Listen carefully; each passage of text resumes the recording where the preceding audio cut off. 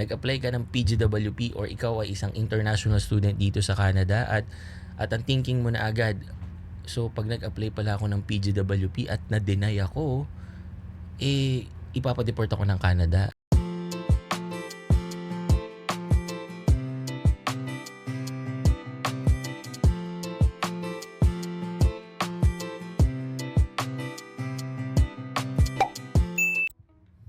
Hello guys, Nardino TV here and we are back with another video. So another day, another reaction vlog tayo regarding pa rin dito sa buhay Canada natin. So ang pagkikwentuhan natin ngayon guys is very interesting and at the same time very important, no? Kasi related to guys sa mag-anak or sa isang family guys na kumuha daw ng international student dito sa Canada, and then after that nag-apply sila ng PGWP or yung post graduation work permit, no?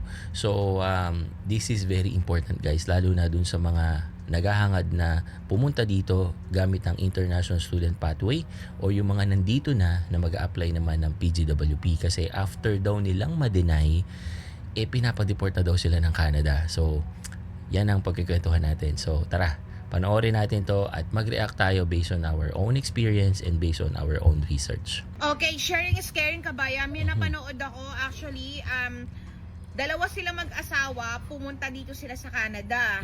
So nag-aral sila parehas. So gumastos sila ng milyon-milyon. Tapos kinuha nila yung anak nila, nandito na. Unfortunately, nung nag-a-apply na sila ng PGWP para makakuha sila ng trabaho, yung school na in-applyan nila ay hindi qualified para makakuha ng PGWP. Ouch. Okay guys, regarding dun sa pagkuha ng PGWP, no, yan, tatandaan nyo yan guys, yung mga pupunta dito as an international student, kailangan yung i-check guys yung school na pupuntahan nyo kung parte po ng DLI or yung Designated Learning Institution. So kailangan guys, kabilang siya dun sa list para maging eligible sila na magbigay sa inyo ng PGWP. Sakit nun. Sakit Ang talaga sakit nun, biro mo nag-apply sila pero na-denied. Diba? Tapos yung bata nakapag-adjust na, nag-aaral na, syempre natututo na yung bata mag-English speaking. Bukod sa natutong mag-English, no, kami rin guys, ganun din yung feeling namin para sa mga kids namin na habang tumatagal sila dito, it's not about talking about or kung natututo na sila na mag-English, no.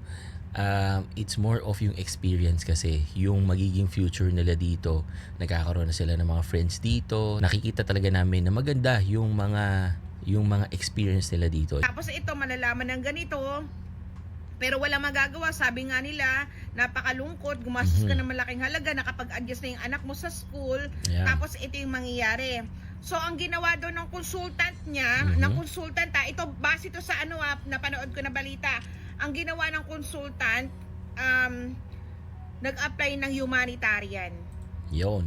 Actually, tama yon or totoo yon, no? Kasi meron din kami ritong kakilala na ang nangyari naman guys is unfortunately yung student sumakabilang buhay guys, kasi nagkasakit. So naiwan yung mga anak doon sa tatay, no? So dahil doon nag-apply sila ng humanitarian. I think now they are just waiting for their PR, no? So yan, totoo yan. So kung meron kayong ganyan and tingin nyo possible kayo for that and eligible kayo for that, makipag-usap kayo guys sa mga lawyers or sa mga immigration consultant para matulungan kayo to submit a case like that. So ito, tandaan nyo, pwede naman kayo pumunta ng kahit yung isa sa inyong mag-asawa, international student, tapos yung isa, working permit. Hindi nyo kailangan pumunta dito na parehas kay international student. Oops, okay. Tama yon guys, no? So kung sino man ang nag-advise doon sa mag-asawa na pumunta sila dito sa Canada na parehong student, medyo sablay yon, no?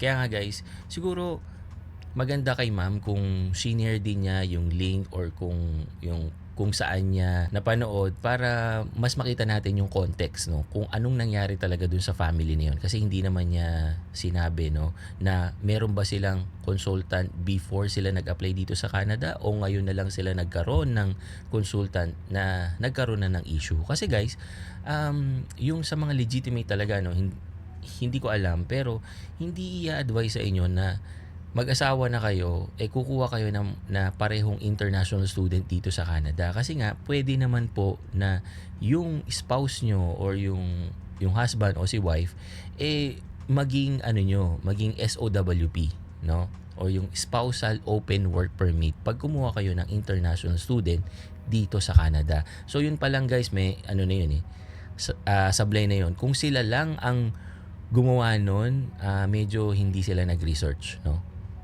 Sabi ko sa inyo, uubusin ng Canada yung pera nyo. Tapos yung in-applyan nyo pa na school, private pa. Dapat public para ma-approve kayo sa PGWP.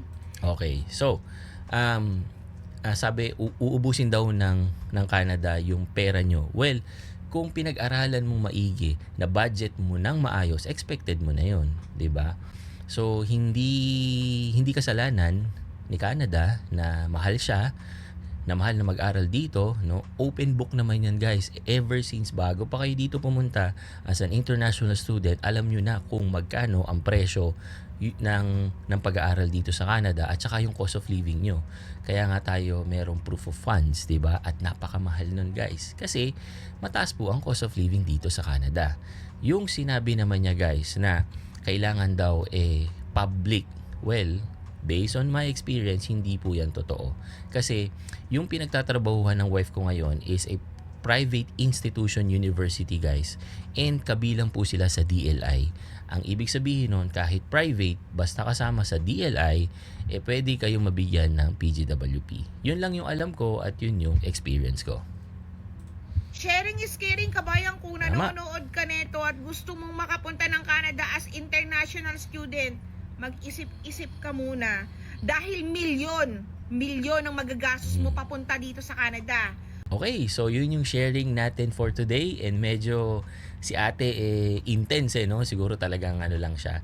Ganun lang talaga siya magkwento. Pero let's focus guys doon sa title or yung caption nung kanyang video. Kasi ang sabi doon is deny working permit, pinadeport ng Canada or pinapadeport ng Canada. May deportation order daw. Na-discuss na natin to kung ano yung mga possibility kung bakit ka madedeport dito sa Canada. Again, hindi natin alam kasi yung buong context nung kinikwento niya kasi hindi naman siya nag-share ng links or whatever about dun sa news na yan or dun sa vlog na yan, no? So ngayon, magpo-focus lang tayo doon sa sinasabi niya dito sa video, no? So sabi niya, pinapadeport. So ano ba ang ibig sabihin pag ikaw ay pinapadeport ng Canada? So tignan natin mismo sa website ng Canada, okay? So ano ba ang ibig sabihin pag sinabing deportation dito sa Canada, no? Deportation in Canada refers to the formal removal of a non-citizen including permanent residents from the country issued by the Canada Border Services Agency or CBSA or the Immigration and Refugee Board IRB. It is typically triggered by serious criminality, security threats, or severe immigration violation. Ayan. Makikita niyo yan dito guys sa canada.ca, no? Official website po yan dito sa Canada. At pag pinuntahan niyo yan guys, makikita niyo dito. Ayan. Ito yung removal order requirements. Okay? At makikita nyo guys, pangatlo or nasa last. Ang ibig sabihin, very severe na yung case mo kaya ka bibigyan ng deportation order. Now, going back guys dun sa post, 'di ba? Siyempre pag nakita mo agad yung thumbnail na yon, ang una mong iisipin, so kapag na-deny pala ako sa PGWP, ipapadeport ako. 'Di ba? So again, wala kasi masyadong context yung sinabi niya. Ngayon, kailan ka magkakaroon ng deportation order based on that context? Kasi dito, ano yung mga reasons, right?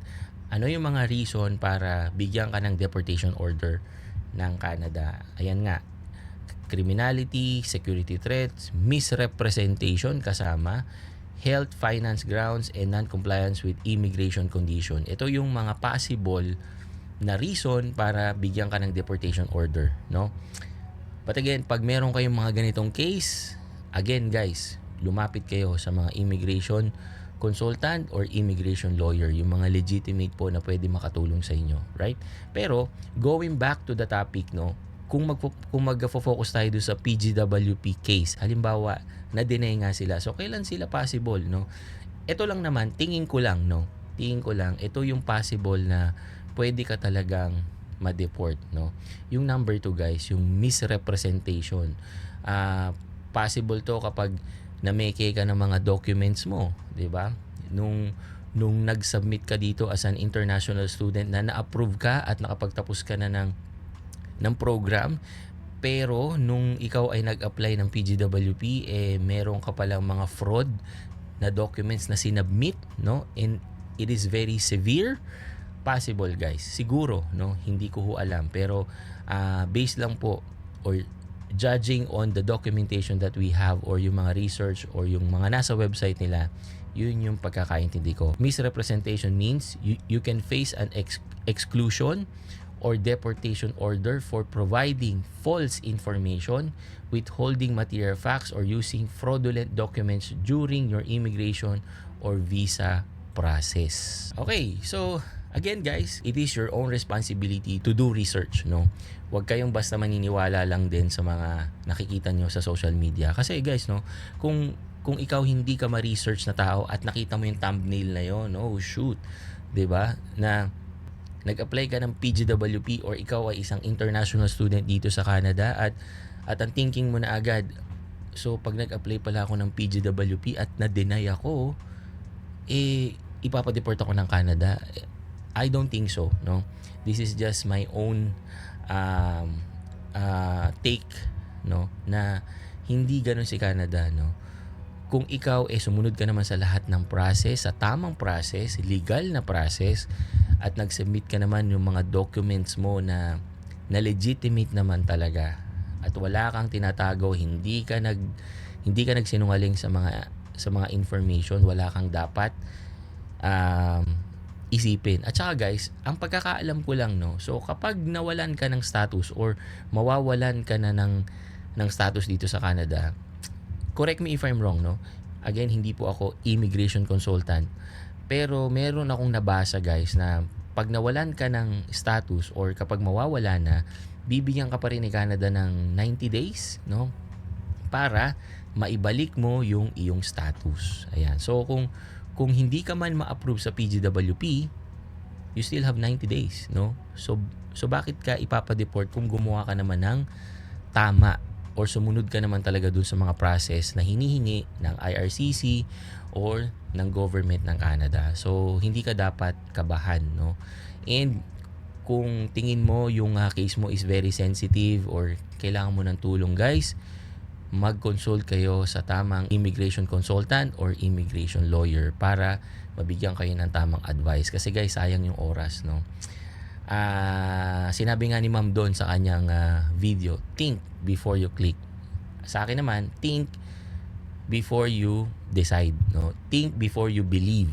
Kasi marami talaga dito sa social media na, kailangan mong intindihing mabuti or kailangan mo ng talagang research para talagang makuha mo yung tamang information na para sa'yo, no? So, when in doubt, wag kayong magde-decide agad, no? Kumuha kayo ng second, third, or fourth opinion para talagang sure kayo dun sa mga bagay na gagawin nyo dito sa inyong buhay Canada. Okay? So, yun lang, guys. Thank you for watching and see you on my next video. Peace, guys.